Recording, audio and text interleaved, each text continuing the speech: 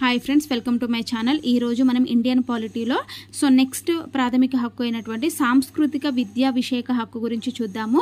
ఈ సాంస్కృతిక విద్యా విషయక హక్కు 29-30 ఆర్టికల్స్, అంటే మనం ఆర్టికల్ 29 మరియు ఆర్టికల్ 30 దేని గురించి చెప్తుంది అంటే సాంస్కృతిక విద్యా విషయక హక్కు గురించి చెప్తుంది. ఇది తెలంగాణ గ్రూప్ 2లో అడిగినటువంటి క్వశ్చన్ అనమాట. మరి ఆర్టికల్ 29 అంటే ఏంటి అంటే 29(1) వచ్చేసి ప్రతి పౌరుడికి తన లిపిని సంస్కృతిని పరిరక్షించుకునే హక్కు అనేది కల్పించడము.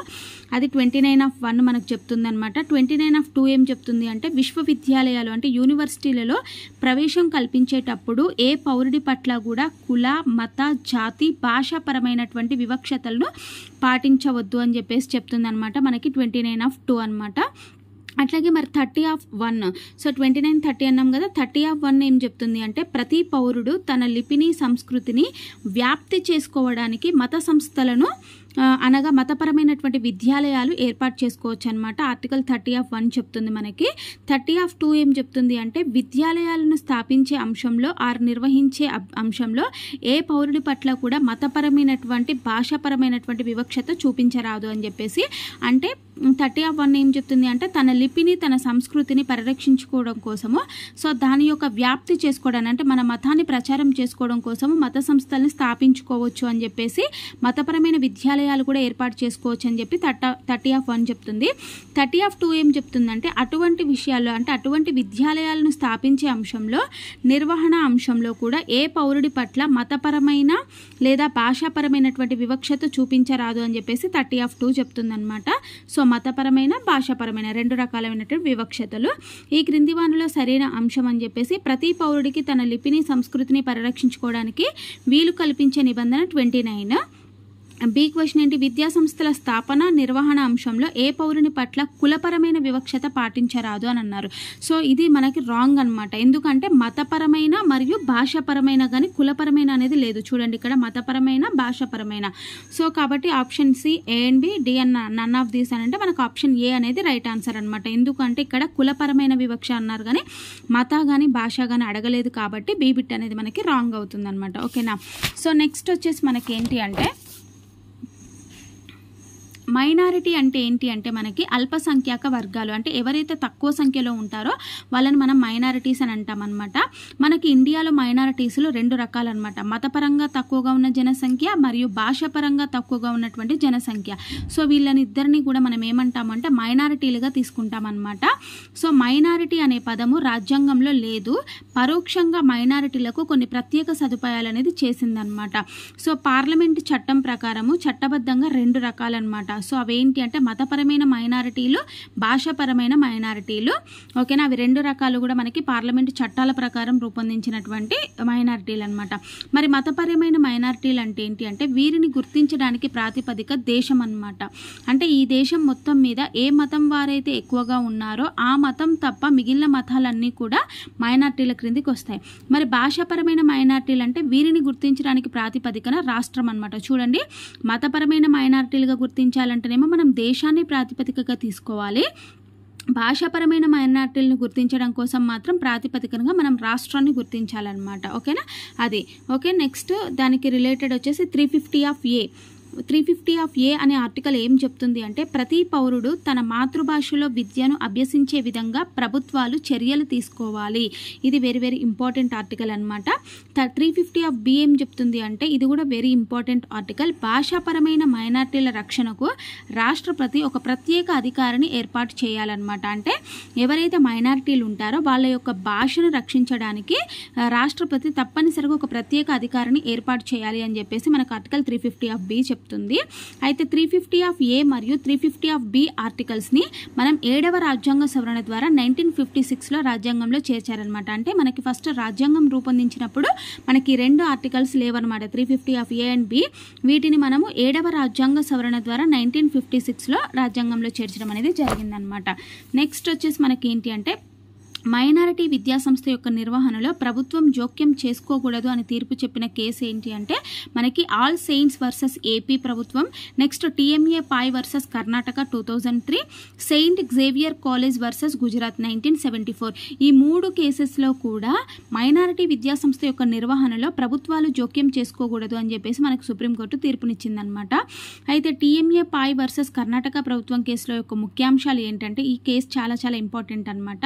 సో ఇది అందుకనే ఒక మనకి మల్టిపుల్ చాయిస్ క్వశ్చన్లో అడిగారు. టీఎంఏ పాయ్ వర్సెస్ కర్ణాటక ప్రభుత్వం కేసులో ముఖ్యాంశాలు ఏంటంటే మైనారిటీ విద్యాసంస్థల యొక్క నిర్వహణలో ప్రభుత్వం జోక్యం చేసుకునే సందర్భాలు, అట్లాగే మైనారిటీ విద్యాసంస్థల నిర్వహణలో ప్రభుత్వాలు జోక్యం చేసుకోకూడని సందర్భాలను 2 రకాలు ఉంటాయన్నమాట. సో ఇక్కడ ఏంటి అంటే మనకి జోక్యం చేసుకోకూడని సందర్భాలు, జోక్యం చేసుకునే సందర్భాలు అనమాట. కానీ టీఎంఏ పాయ్ కేసులో ఏం చెప్పారు అంటే మైనారిటీ విద్యాసంస్థల నిర్వహణలో ప్రభుత్వాలు జోక్యం చేసుకోకూడని సందర్భాల గురించి మనకి టీఎంఏ పాయ్ వర్సెస్ కర్ణాటక ప్రభుత్వం కేసులో తీర్పునిచ్చారనమాట. అట్లాగే ఆర్టికల్ 31 దేని గురించి చెప్తుంది అంటే ఆస్తి హక్కు గురించి చెప్తుంది అనమాట. ఆస్తి హక్కు అనేది మనకి ఫండమెంటల్ రైట్. అయితే స్టార్టింగ్లో ఆస్తి హక్కు అనేది మనకి ఫండమెంటల్ రైట్లో ఉండేది. కానీ 1978లో 44వ రాజ్యాంగ సవరణ ద్వారా దీనిని తొలగించడం జరిగింది. తొలగించి 12వ విభాగం 300Aలో చేర్చారు. అంటే ప్రాథమిక హక్కుల జాబితా నుండి తొలగించి దాన్ని 12వ భాగమైనటువంటి 300A అనే ఆర్టికల్లో ఆస్తి హక్కు గురించి చేశారనమాట. 1978కి ముందు ఆస్తి హక్కు అనేది ప్రాథమిక హక్కు, కానీ 1978 తర్వాత నుండి ఆస్తి హక్కు అనేది చట్టబద్ధమైన హక్కుగా మారిందనమాట. ప్రాథమిక హక్కు నుండి చట్టబద్ధమైన హక్కుగా. సో ప్రస్తుతం ఇప్పటికే ఆస్తి హక్కు అనేది ప్రాథమిక హక్కుగా పరిగణించబడుతున్న ఏకైక రాష్ట్రం వచ్చేసి ఏంటి అంటే జమ్మూ అండ్ కాశ్మీర్ అనమాట. సో కానీ ఇప్పుడు జమ్మూ కాశ్మీర్ను కూడా మనకి ఇండియాలో కలిపేశారు కాబట్టి మనకి ప్రత్యేక హోదా అనేది తీసేశారు కాబట్టి మనకు ఇంపార్టెంట్ కాదు. అట్లాగే 31A ఆర్టికల్ ఏం చెప్తుంది అంటే భూ సంస్కరణల అమలు పేరుతో ప్రభుత్వం రూపొందించే చట్టాలు హక్కులను ఉల్లంఘిస్తున్నాయని ఏ న్యాయస్థానాల్లో కూడా సవాలు చేయరాదు. అంటే 31A ఆర్టికల్ ఏం చెప్తుంది అంటే మనం భూ సంస్కరణలు అమలు చేస్తున్నామనే ఉద్దేశంతో ప్రభుత్వం ఏదైనా చట్టాలు ఉల్లంఘిస్తే ఆ చట్టాలు ఉల్లంఘిస్తున్నాయి, రాజ్యాంగాన్ని ఉల్లంఘిస్తున్నాయి అని చెప్పేసి ఏ న్యాయస్థానంలో కూడా మనం సవాల్ చేయడానికి అవకాశం లేకుండా 31A ఆర్టికల్ ఉంది. మరి 31B ఏం చెప్తుంది అంటే 9వ షెడ్యూల్లో రూపొందించినటువంటి చట్టాలు హక్కులను ఉల్లంఘిస్తున్నాయని ఏ న్యాయస్థానాల్లో కూడా సవాల్ చేయరాదు. అయితే ఇక్కడ ఏంటి అంటే భూ సంస్కరణల అమలు పేరుతో ప్రభుత్వం రూపొందించే చట్టాలను ఉల్లంఘిస్తున్నాయని సవాల్ చేయకూడదు అన్నాం కదా. సో దానివల్ల కొంతమంది కోర్టుకు వెళ్ళడం వల్ల అప్పుడు ఈ భూ సంస్కరణలు ఏం చేశారంటే మనకి 9th షెడ్యూల్లో చేర్చారనమాట. సో అంటే 9th షెడ్యూల్లో చేస్తే దానికి చట్టబద్ధత వస్తుంది కాబట్టి 9th షెడ్యూల్లో చేర్చారు. అప్పుడు 31B ఆర్టికల్ ఏం చెప్తుంది అంటే 9th షెడ్యూల్లో రూపొందించినటువంటి చట్టాలు కూడా హక్కులను ఉల్లంఘిస్తున్నాయని ఏ న్యాయస్థానాల్లో కూడా మనం సవాల్ చేయరాదు అని చెప్పేసి 31B. మరి 31C ఏం చెప్తుంది అంటే ఆదేశిక సూత్రాల్లోని 39B అండ్ 39C. 39B అంటే ఇవి ఆదేశిక సూత్రాల్లో ఉన్నటువంటి articles 39B and 39C. 39B ఏం చెప్తుంది అంటే ప్రభుత్వ సహజ వనరులపై ప్రభుత్వం నియంత్రించే అధికారం గురించి 39B చెప్తుంది.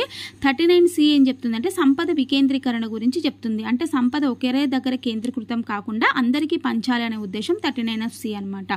అయితే మనకి 31C ఏం చెప్తుంది అంటే ఆదేశిక సూత్రాలలోని 39B అండ్ 39Cలోని అంశాలు స్ఫూర్తిగా తీసుకొని ప్రభుత్వాలు రూపొందించేటువంటి చట్టాలు హక్కులను ఉల్లంఘిస్తున్నాయని ఏ న్యాయస్థానాల్లో కూడా సవాలు చేయరాదు. అంటే 31C ఏం చెప్తుంది అంటే మనకు ఆదేశిక సూత్రాల్లో ఆల్రెడీ 39B అండ్ 39C ఉన్నాయి కదా, ఆ అంశాలను మనం స్ఫూర్తిగా తీసుకొని ప్రభుత్వాలు రూపొందించేటువంటి చట్టాలు అనేవి హక్కులను ఉల్లంఘిస్తున్నాయని ఎలాంటి న్యాయస్థానాల్లో కూడా సవాలు చేయరాదు అని చెప్పి 31C చెప్తుంది అనమాట.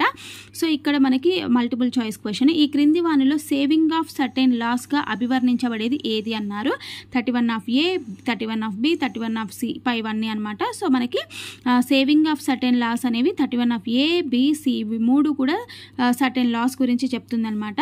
అట్లాగే ప్రభుత్వం రూపొందించే చట్టాలకు రక్షణ కల్పించే చట్టాలు ఏంటి అంటే 31A, 31B, 31C అనమాట. ఇవి 3 కూడా ప్రభుత్వం రూపొందించేటువంటి చట్టాలకు రక్షణ కల్పించేటువంటి చట్టాలన్నమాట. అట్లాగే 31A అండ్ 31B ఉంది కదా, ఇవి రెండింటినీ కూడా మనము మొదటి రాజ్యాంగ సవరణ ద్వారా 1951లో చేర్చారు రాజ్యాంగంలో. 31Cని మాత్రం 25వ రాజ్యాంగ సవరణ ద్వారా 1971లో రాజ్యాంగంలో చేర్చడం అనేది జరిగింది. సో మనకి ఇంకా లాస్ట్ ఫండమెంటల్ రైట్ రాజ్యాంగ పరిహారపు హక్కు ఉంది. దాని గురించి మనం నెక్స్ట్ క్లాస్ క్లాస్లో చూద్దాము. ఇక్కడ వరకు క్లాస్ ఎలా అనిపించింది అనేది మీరు ఒక లైక్ కామెంట్ ద్వారా నాకు తెలియజేయండి. ఇంకా ఎవరైనా మన ఛానల్ని సబ్స్క్రైబ్ చేయకుండా చూస్తున్నట్లయితే ప్లీజ్ ఛానల్ని సబ్స్క్రైబ్ చేయండి. అట్లాగే మీకు వీడియో కనుక నచ్చినట్లయితే లైక్ చేయండి, షేర్ చేయండి. ఓకేనా? So thank you very much.